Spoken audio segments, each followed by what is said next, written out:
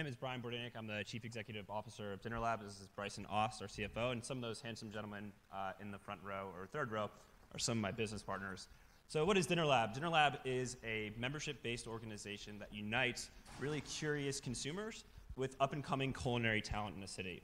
What we've discovered is that the number 2s, 3s, and 4s at restaurants actually have the technical ability to be a head chef, but it's a lack of opportunity that actually separates them. So what are we doing at a tech conference? What we've discovered is that the process of opening a restaurant is as antiquated as it possibly gets. Step 1, I have an idea. Step 2, raise a lot of money and open a restaurant. What we believe we can do is take a really low-cost way to test out new menu concepts and revolve people around the country and get feedback so that we can eventually mitigate the high mortality rate of restaurants. So what do? We take chefs, number 2s, 3s, and 4s. We fly them around to our different markets, which we're currently in 5, and we've just announced expansion to another 5. And feedback is centrally important to what we do. Each diner feels like they're getting an inside look at a new menu concept, so they're trying to help a chef grow and develop. When you look at feedback in the restaurant world as it currently exists, it's awful. When was the last time you filled out a feedback card that came with your receipt? We bet about 85 to 90% of our diners fill out detailed feedback that we share with our chefs to help them grow and develop. So to talk about how we actually don't go broke, let me have our CFO say a few words on that. So basically, we started off as just a pop-up experience in New Orleans. We recognized that we could do these on a small scale, but to move it forward into 2, 3, 4 events a month, we needed to have some working capital. We needed to do something that would provide the funding that would allow us to scale. So we moved to a membership-based model, which is between $100 and $175 per year, depending on your market. You can see, based on this chart, I mean, what we do is we take money at the very front end, which allows us to take our kitchen, secure our kitchen, train our staff, and to sort of build out our operation. So it's very low investment, and we can quickly expand.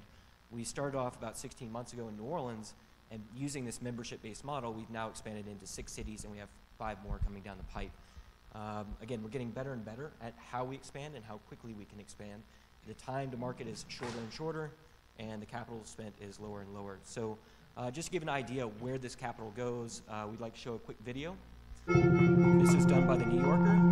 When you look at the restaurant world, a lot of times there's a big disconnect between what a chef is actually preparing on a daily basis and what they actually care about. What they do is they work at a restaurant, and then these chefs go home on Sunday and they prepare meals that kind of tell their story. And our hypothesis is that people want the food that tells a story. My name is Brian Bordanik. I'm our Chief Executive Officer. Dinner Lab brings together emerging culinary talent in a city, so the number 2s, 3s, and 4s that are at major restaurants that are kind of idling in their career, and gives them a platform to cook for an eager audience.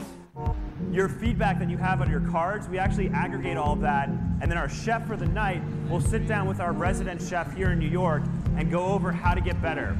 So our members are trying to help a chef develop a menu concept that they actually care about. And the great thing about all right, we're going to cut that off a little bit just so we can talk a little bit more about what we do. So The New Yorker isn't the only organization that's talking about us. We were just featured on Top Chef. We were their season opener. All 19 chefs did that. And we have spent $0 on PR, $0 on marketing, and you can look from our SEO optimization there that we are absolutely destroying our competition. So as Brian mentioned, why would a food company be at a tech conference? We've taken a different approach than a standard tech company in the sense that we build a platform, we hope people come, we try and use these sort of conduits to bring everybody in. We're doing all the dirty work at the very front end. So we're doing 5 events, 5 courses per event, we're doing 100 events per market, we have hundreds of members getting all this feedback, so we're generating massive amounts of data that we can splice into sort of a Yelp-like, where do people eat, to what food trends for restaurateurs, we can showcase chefs.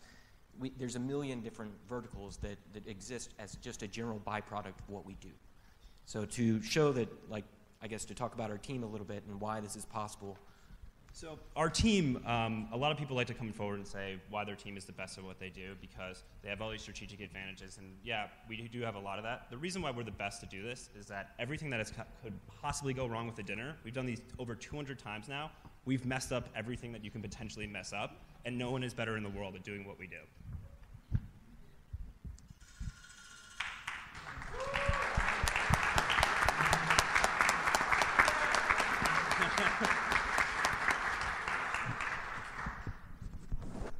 The mic was on my chair. Do I get to start? Yeah, you go ahead. So judges, definitely go ahead and ask questions. Do what you need to do. It's a fascinating concept. Congrats making it to here, because it looks like you guys did a lot to do that. It's really cool. It sounds complex putting it together, finding the chefs, finding the diners. The question that I would have on the chef side is, how do you find like the most kind of innovative and creative chefs that are going to do interesting meals? So there's sort of a hybrid approach about how we actually approach this. At this point, the brand has certain critical awareness that we're working with chefs from the number 1, 2, 3, 4 rated restaurants in the city. They're number 2, 3, and 4. So the interesting thing is that I've met, and I'm not kidding, I've met one sous chef in my entire life that wants to be a sous chef. So in cities that you have larger population, more restaurants, this problem is actually exacerbated even more because the number 2s, 3s, and 4s idle around for a while. The way this process normally works is that someone gets into the game, they are a sous chef, their average stint is about a year to a year and a half at a restaurant, then they move to another restaurant, make a lateral move, and if they're very fortunate, then they get promoted. It's not like a sales manager position where, oh, if you're talented, you could rise through the ranks. These guys bounce around the game for a little bit, turn 30, and leave. And what we're here to do is to try to break that apart. So when we announce that we're going into a city, which is mostly through our existing membership base, they come to us. Sure, but how do you get that word out to them? Like, how are they going to? I think over time, our brand has been built so that people are actually coming to us. For us to go to the number 1 and 2 restaurant, it takes a little more finesse, and it takes relationships, which we built over time. So our chef network, it's very incestuous. So in New Orleans, they know people in Austin. They also know people in New York. And so it just sort of is rotating, and as we get bigger, they come to us. And so the ones I think are better and harder to get are the sort of hidden gems in each city, which we are starting to target as well. So like we went to a great Korean restaurant. And it's like just finding that guy in a strip mall that can really do great things and showcase it. Cool. So 2 questions quantitatively. It seems awesome that you're getting 80 to 90% of your diners to give feedback. You said that there are 100 events in a market. Yeah. Right. Did I get that right? And 5 courses per dinner. What's the average cost to put on a dinner for what number of guests? It depends on the market. So in a tier 2 city like a New Orleans or an Austin or Nashville, it's about $50, and that includes drinks, it includes tip, it includes tax. So we keep it as low as possible to keep the diversity as much as possible. And what % of that is profit for you? We target about 20, 30%. Okay, and how does that compare to the average like tier 2 top restaurant in that market? Most restaurants clear about 12%, but we're doing significantly lower volume because we're only doing 2 events per week. Right. And we also, because of our economies of scale, and we know ahead of time, we pre-sell tickets, so we already know all of our food costs up front. We can plan for everything. Okay. So unlike a restaurant, you have to buy and then make it. Right. Quick question. You talked about your experience being the reason why you guys are equipped to do this, but why you specifically? What made you want to do this? What's your background here? So I wish this company had more noble roots than it does, but honesty, I guess, is the best policy here. So we originally started this company because the late night dining options in New Orleans are abysmal. You can drink until 6 a.m., but if you try to get a seat at a restaurant past 10 p.m., it's impossible. So what we started doing was these pop-up themed dinners at midnight, and as you can imagine, using a clientele that comes in at midnight, they were, loaded. So we're like, we have to pivot out of this space just for our own sanity. So we moved into the dinner time. But to your question about why we're the best at what we're doing is, again, I think our team, we work with our chief culinary officer, comes from one of the best restaurants in the world. And for us, what we've managed to do is to not drink our own Kool-Aid too much. We bring together people, we listen to what they have to say, and we're constantly pivoting and iterating our idea. So am I the best marketer in the world? Probably not. And I'm not going to stand here and pretend to, but what we've managed to do is create a community of people who really care about what we're doing, both from the production and from the consumption side, and we listen to them, like I said, along the way. If we go back to that first moment, what was it that put you specifically into this whole idea? Forget the team and all the execution. Well, why am I doing what I'm doing? So I come from a really diverse area in New York City where I had the fortune of growing up, eating at a friend's house after school, and getting to experience culture in a way that I don't think many people get to do. I would eat Bangladeshi food at night, when I go home after baseball practice, and then the next day eat Jamaican food. And I think that there's something really beautiful that gets communicated in mediums that don't require spoken word. And to be able to do that with a diverse group of people is something that I've always enjoyed doing.